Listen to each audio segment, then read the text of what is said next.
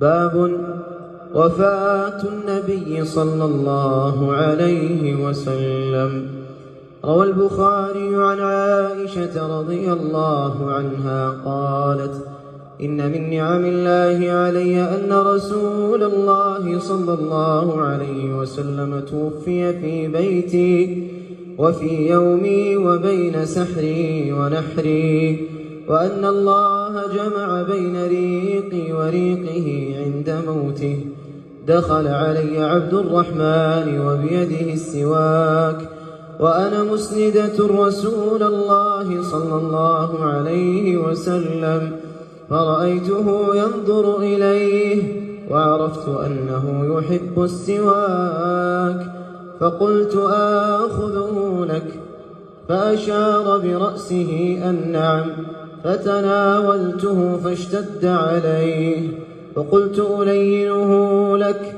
فأشار برأسه أن نعم، فلينته فأمره وبين يديه ركوة أو علبة يشك عمر فيها ماء، فجعل يدخل يديه في الماء فيمسح بهما وجهه يقول: لا إله إلا الله، إن للموت سكرات. ثم نصب يده فجعل يقول: في الرفيق الأعلى، حتى قبض ومالت يده.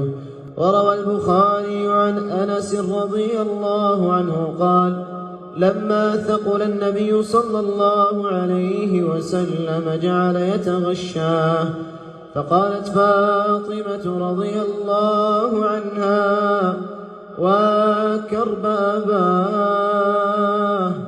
فقال لها: ليس على أبيك كرب بعد اليوم. فلما مات قالت: يا أبتاه، أجاب ربا دعاه، يا أبتاه، من جنة الفردوس مأواه، يا أبتاه، إلى جبريل ننعاه. فلما دفن قالت فاطمة رضي الله عنها: يا أنس، أطابت أنفسكم أن تحثوا على رسول الله صلى الله عليه وسلم التراب. وروى البخاري عن أبي الخير عن الصنابحي أنه قال له: متى هاجرت؟ قال: خرجنا من اليمن مهاجرين، فقدمنا الجحفة فأقبل راكب، فقلت له الخبر، فقال: دفن النبي صلى الله عليه وسلم منذ 5. قلت: هل سمعت في ليلة القدر شيئا؟ قال: نعم، أخبرني بلال مؤذن النبي صلى الله عليه وسلم أنه في 7 في العشر الأواخر. وروى البخاري عن جرير قال: كنت باليمن فلقيت رجلين من أهل اليمن، ذاك كلاع وذاك عمرو، فجعلت أحدثهم عن رسول الله صلى الله عليه وسلم، فقال له ذو عمرو: لئن كان الذي تذكر من أمر صاحبك لقد مر على أجله منذ 3. وأقبلا معي حتى إذا كنا في بعض الطريق رفع لنا ركب من قبل المدينة، فسألناهم فقالوا: قبض رسول الله صلى الله عليه وسلم واستخلف أبو بكر والناس صالحون. فقال: أخبر صاحبك أنا قد جئنا ولعلنا سنعود إن شاء الله.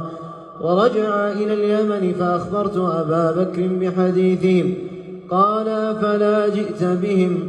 فلما كان بعد قال لي ذو عمرو: يا جرير، إن بك علي كرامة، وإني مخبرك خبرا، إنكم معشر العرب لن تزالوا بخير ما كنتم إذا هلك أمير تأمرتم في آخر، فإذا كانت بالسيف كانوا ملوكا يغضبون غضب الملوك ويرضون رضا الملوك.